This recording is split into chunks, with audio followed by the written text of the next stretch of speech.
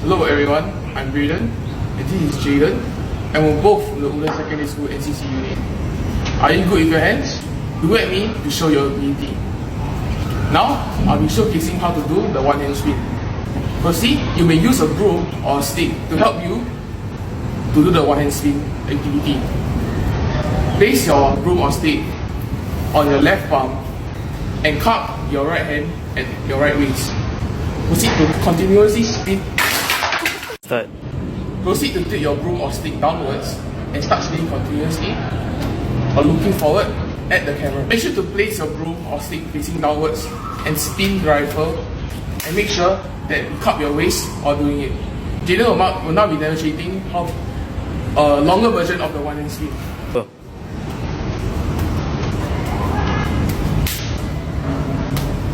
Are you up for the challenge? Stitch your video of ours and send it to our school Instagram or Facebook.